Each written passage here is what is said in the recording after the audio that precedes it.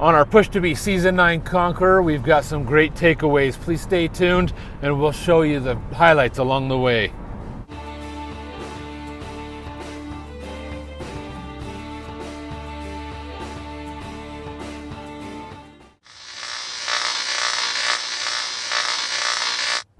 How's it hanging, mobile gamers? Welcome back to Trogthorpe Mobile Gaming. Today we are dropping a new video series. We are going to try and do a video every week on the push for Conqueror. I have never yet made Conqueror. I generally don't try too hard on my rank, but this season I'm doing everything I can for it. So we'll see what we can do. We're going to take you along though as we go. So every week I'm going to try and drop a new video with some highlights from the last week's matches, showing some lessons that I've learned, whether they're painful ones or good ones. So give you some tips along the way and bring you along for the journey, because sometimes it's a fun ride. Now, if you haven't seen it, check it out in the comments below. There is a link to my series that I did last season where I took apart hundreds of matches, analyzed the data, and figured out the best ways to rank up, and I figured out what the top players were doing to rank up. So if you haven't had a chance to see it yet, check that out. If you did see it, then you'll remember some of the highlights. One of the most important things was that the top players were smart but aggressive. They didn't just go charging willy-nilly into any situation, but they also didn't shy away from taking engagements. They had a lot of kills, they had a lot of damage. They were not, contrary to a lot of opinions, just sitting back and hiding until the end of the match and ranking up because they survived too long. That they were surviving to the end of the matches, but they were doing it with 7, 8, 9, 10 kills a match. They were coming out of these matches with, 10,000 damage. Or, not 10,000, 1,000 or 2,000 damage, not 10,000. That's pretty rare. But, they were getting top loot. They were hitting the flare drops. They were hitting the crate drops and getting the AWMs, the AUGs, the Grossas, those types of things. They were getting those top weapons. And then they were just charging into situations and taking charge of them. They weren't sitting back and hiding. So that in mind, watch this episode here. You can see as we've just been talking here, I've already got up to 6 kills and I've only been in one building. What I did to start out with, I dropped somewhere that I knew was going to be a fairly popular drop zone.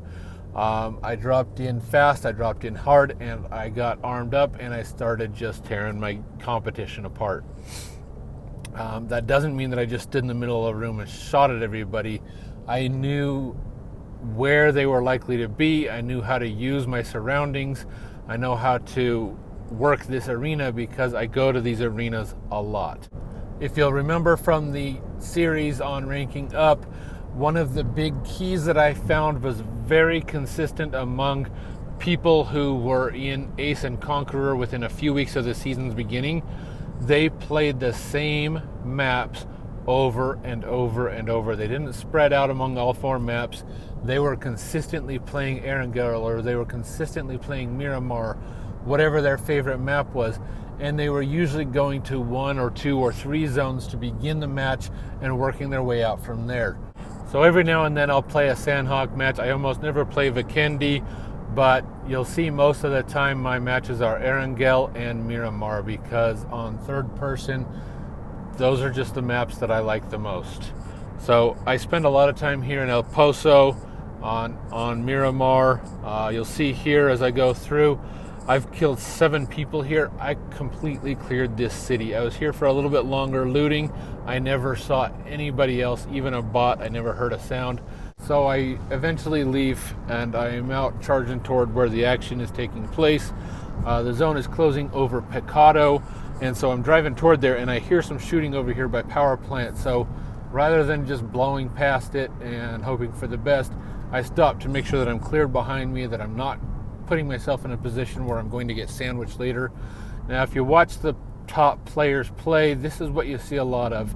They know what their surroundings are. They know what's going on around them. They don't allow themselves to get in a situation where they can't defend themselves. Now, to be clear, I don't pretend to be a top player. I've never pretended to be. I aspire to be, and so I learn from them. I try to watch and see what they're doing, and that's what I'm doing here for you. I'm kind of teaching you as we go what I have learned. I'm not perfect at this, but this time I did a really great job, and so I see where they're shooting at. I get myself into cover, figure out the best mode of attack here, and now I'm going to come on down over the top on these guys with my sniper rifle. Can't really see through the hill there, so I got to stand up and deal with this guy.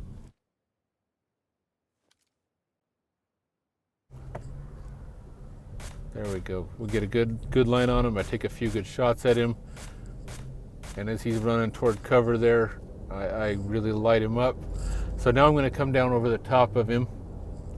I am not going to sit still and wait for him to come to me. I'm going to, as Bushka calls it, I'm going to define the engagement. I'm going to set the controls on it here, and I'm going to determine when and where this fight takes place. And because I did that, these guys are taken unawares. I was able to third party them, clean them up real quick, and then I crash in here where I can get down above Picado and just start working people that are hiding down in the city.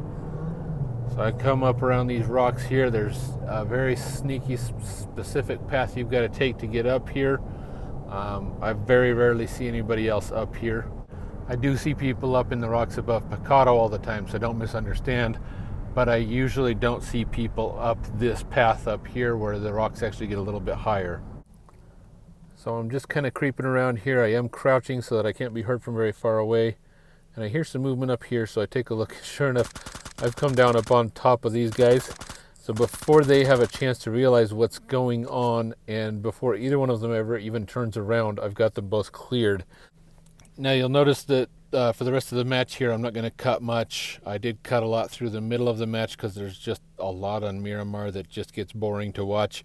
But this is the final circles here, so I'm not going to cut a whole lot. So I might get a little quiet here as I watch, but I didn't want to cut too much of the final circle out because there's just a lot of nuance here. I've taken their spot here where they're at. I do have the zone fairly close behind me, so I know I don't have a lot of worry about anybody coming up behind me. So I'm just going to go ahead and work this area here. I'm going to watch for other people. I can't quite reach the drop out there from where I'm at. The distance is a bit too far. But one tool I use a lot here, I'll use the, even though I'm playing all by myself, I'll say enemies ahead. I'll use that, just like that right there.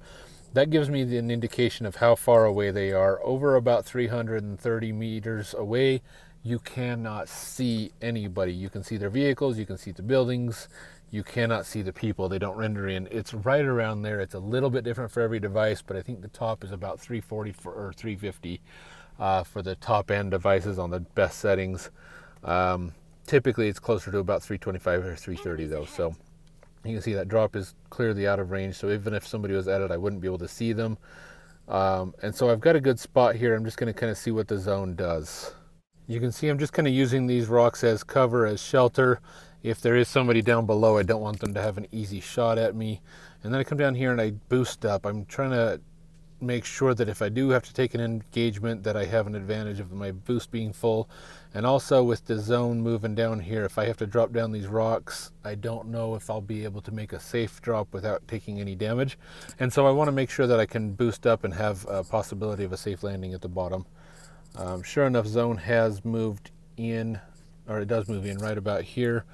Not a ton, but enough that I do have to move down myself.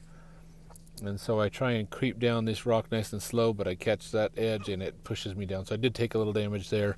I'm already fully boosted. All I've got to do is strap a couple of bandages.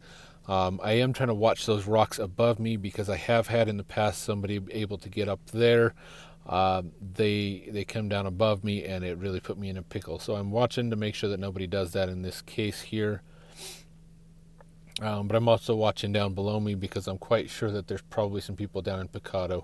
Now I've just noticed on the kill feed here, I'm down to 2 enemies left. There have been a couple of kills that I couldn't hear, which means they're pretty far out.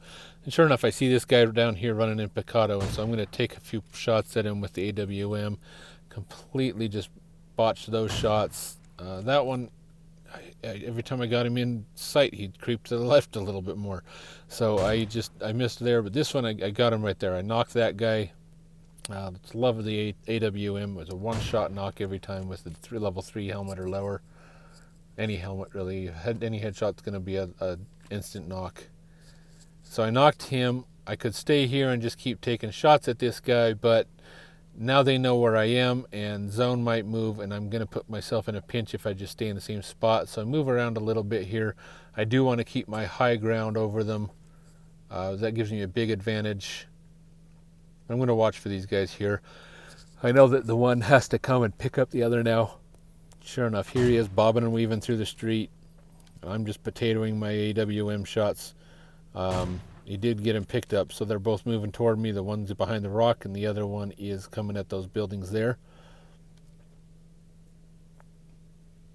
They're being pushed into zone. They're taking the smart path here. Instead of trying to engage me from where they were at, they've moved into a good position in zone. But this guy is peeking an AWM, and you just don't want to do that. There is no helmet that can protect you. You put your noggin out there with an AWM fixed on you, you're going to lose your head. And so I take his head off again. His buddy's got to come pick him up. Again, I'm going to relocate here. I don't want them to get a fix on where I'm at and be able to move around. He threw out a smoke to pick up his buddy, so I know they're both hiding in the smoke. I make a fool's attempt here at the molly. I can't get it far enough. It doesn't do any good. But since they are covered in smoke there, they can't see me any better than I can see them. I'm going to keep moving around. I'm going to try and find another angle that I can attack them from. I want to keep the surprise on them. I don't want them to be able to zero in on my location and start flanking me. So I'm going to take the initiative here. I'm going to move down here and flank him. Plus, if you'll notice, their zone is moving again. So while they are busy picking each other up and healing up, I'm going to move again. Just get down here to where I don't have to fight to get into zone while I'm also fighting them in front of me. They did get zone favored on that one there for them. So even though I have the high ground here, I don't have much in the way of cover because I'm coming down from the top of the mountain. So I'm going to flank around the right side here. They are throwing grenades up where they thought I was, so that's good. They don't know where I'm at the moment.